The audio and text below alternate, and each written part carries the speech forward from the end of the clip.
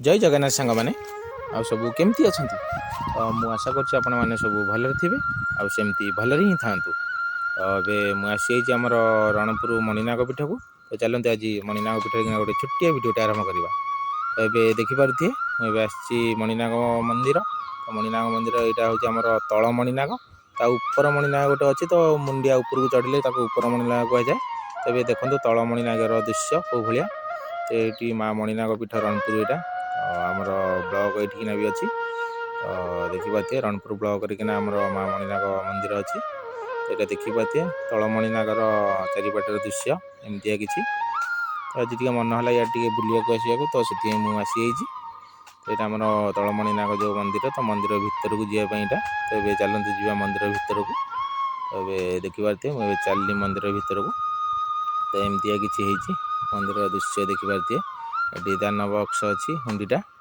तो ये देखु ये आसी मु मणिनाग मंदिर भितर को जाऊँगी मणिनाग मंदिर भितर ये देखिपे ये किसी तो ये यज्ञ कुंडा अच्छी तो ये ना सब यज्ञ है बेले ये यज्ञ हुए भितर दृश्य तो देखिपे पूरा भितर को तो मोबाइल नेली तो बाहर जहाँ जमी देखा देखली तो ये देखिपे यहाँ हूँ बाहर बाट सैड्र तो ये एमती किसी बाहर बाट दृश्य देखूँ ये किसी डिजाइनटा होती तो केमती कौन लगुच आपण मानक तो कमेंट मध्यम मतामत जनइबे तो ये आमर मणिनाग पीठ तो देखिए यहाँ आमर मणिनाग उपर मणिनाग को जावाई रास्ता ये पोस्टर भी मरा है गोटे देखिपे यहाँ देखिए से रास्ता रास्ता चढ़ी जा उपर मणिनाग को तो ये गाड़ी मोटर भी जाऊँगी तो मुझे जूम करके देखी उपर मणिनाग मंदिर जो अच्छी आमर तो पूरा छोटियाटे देखा जाऊँगी तो मंदिर तो बहुत बड़ मंदिरटा किंतु बहुत दूर हो जाऊँगी तो से छोटिया पूरा देखा देखिपे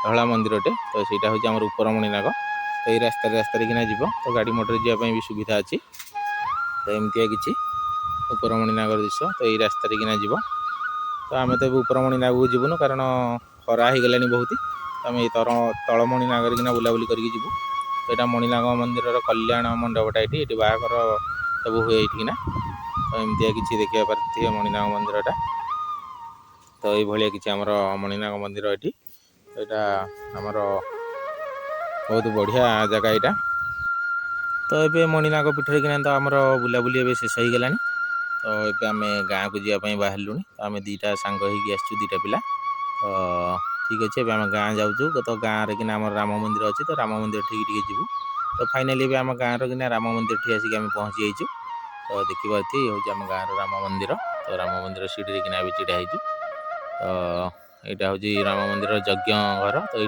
यज्ञ है हुए यज्ञ तो आम गाँ राम मंदिर यहाँ तो यहाँ देखिपे सीढ़ीटा यहाँ जावाई यहाँ सीढ़ीटा और सेपट साइड किना गोटे गाड़ी मोटर जावाई रास्ता अच्छी कारण यहाँ हूँ आम मुंडिया किना राम मंदिरटा हो मुंडियार अधारे किना एमती किसी तो ठीक अच्छे चलते जा मंदिर भितर को ये तो आइला बेले 1 साढ़े 1 बाजीगला तो लोक भी गहली कमीगला तो आम गाँ मंदिर तो आम गाँ मंदिर ये चलते देखा भगवान को दर्शन करवा तो ठीक अच्छे ये चलतु देखो ये मंदिर भितर को आम आसी जाइए तो मंदिर ए तो कबाट दिखाई तो पहड़ पड़ी तो तेबी कि आमर खोला तो देखूँ प्रभुंर टे दर्शन कर दिंतु तो देखिपे प्रभु दर्शन टे करदे भल लगे तो एमती किसी मंदिर दृश्य तो देखो ऊपर साइडटा एमती किसी सब कारुकार्य होती तो छातटा यहाँ मंदिर ऊपर साइड छातटा ये किसी आम गाँ राम मंदिर दृश्य ये देखिले तो बाहर बाट साइडटा देखी आपण मानक भीतर बाट साइडटा देखिले तो देखो ये गोटे साइड आमर मंदिर तो मुझे आसी तो ये साइड केवल खाली तुलसी गछ देखिपे तो राम मंदिर पाखरे किना ये किसी तुलसी गछ उठी सब मन को उठी तो एमती किसी तुलसी गछ उठियाटा यहाँ भगवान किसी आशीर्वाद हो एमती किसी तो तुलसी गचर बास्ना भी बहुत बढ़िया होची राम मंदिर पाखे तुलसी गछ उठी मैंने किसी भगवान कृपा हो तो ये बेल गछटा भी अच्छी तो ये बेल गछ को लक्ष्य करके आम गाँव किना राम मंदिरटा या जंगल अधारे किना तो एमती किसी तार बहुत स्टोरी अच्छी तो आउ केत टाइम मिले तो मुझे कहि मंदिरटा केमती कौन है मुंडिया अधारे किना आसिक टाइम मिलले आते वीडियो बनई तो कहि तो ठीक अच्छे एपट साइडटा देखिए आसतु ତ ଏପଟେ ସାଇଡ଼୍ଟା ଆମର ଦେଖିବା ଗୋଟେ ପିଚୁ ରାସ୍ତା ଟିକେ ହେଇଛି। ତ ଏପଟେ ସାଇଡ଼୍ରେ କିନା ଗାଡ଼ି ମଟର ଯିବା ଆସିବା ପାଇଁ ରାସ୍ତା। ତ ସେପଟେ ସାଇଡ଼୍ରେ ତ ଦେଖିଲେ ପାହାଚ ହେଇଛି। ତ ମନ୍ଦିରକୁ ଆସିବା ପାଇଁ ସେପଟେ ପାହାଚ ହେଇଛି। ଏପଟେ ଗାଡ଼ି ମଟର ଆସିବା ପାଇଁ ରାସ୍ତା। ତ ମନ୍ଦିରଟା ପୁରା ଦେଖି ଦିଅନ୍ତୁ। ଏଇଭଳିଆ କିଛି ଦେଖିବା ପାଇଁ ଏପଟେ ବ୍ୟାକ୍ ସାଇଡ଼୍ଟା ଏଇଟା ମନ୍ଦିରର।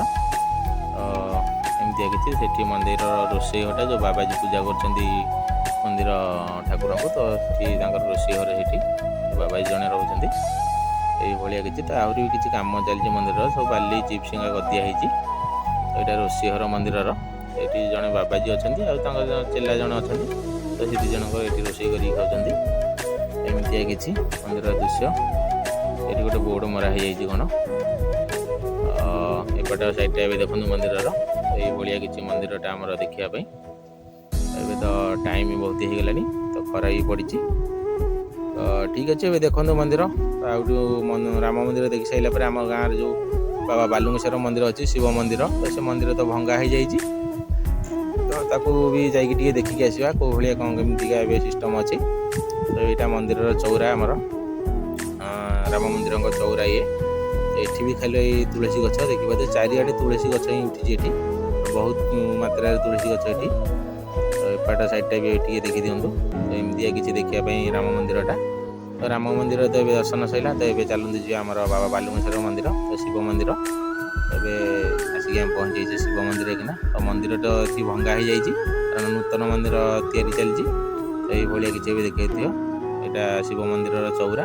ଏଠି ବୃଷଭ ମହାରାଜ ଆଉ ଏଠି ସବୁ ପଥର କଟିଂ ହେଉଛି ଏମିତିଆ କିଛି। ତ ମେସିନ୍ଟା ସେଇଠି ଅଛି ପଥର କଟା ମେସିନ୍ଟା। ସେପଟେ ସାଇଡ଼୍ରେ ଦେଖିବାକୁ ପଥର କଟିଂ ହେଇ ଥୁଆ ହେଇଛି କାରଣ ମନ୍ଦିର କାମ ଚାଲିଛି। ତ ମନ୍ଦିର କାମ କେବେ ଶେଷ ହେବ ସେମିତି ତ କହି ହେଉନି। ତ ଏଇଭଳିଆ କିଛି ସେଠି ପୂଜାରୀ ତାଙ୍କର କ'ଣ ରୋଷେଇ କରୁଛନ୍ତି। ତ ଏଠି ମନ୍ଦିର ଆମର ଯେଉଁ ବାବା ବାଲୁଙ୍ଗେଶ୍ୱର ମନ୍ଦିର ଏଇଟା ଏଇଭଳିଆ କିଛି ଏବେ ଅବସ୍ଥା ହେଇକି ପଡ଼ିଛି। ତ ଆଉ ତିଆରି ତ ଚାଲିଛି। ତିଆରି ସରିଲା ପରେ ଆଉ ଟିକେ ଭଲ ଲାଗିବ ଦେଖିବା ପାଇଁ। ତ ପୁରୁଣା ମନ୍ଦିରଟା ତ ଦେଖିଥିବେ କେଉଁ ଭଳିଆ ମୋର ପୁରୁଣା ଭିଡ଼ିଓରେ କିନା।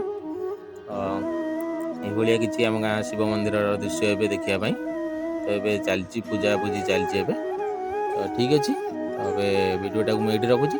ଭିଡ଼ିଓଟା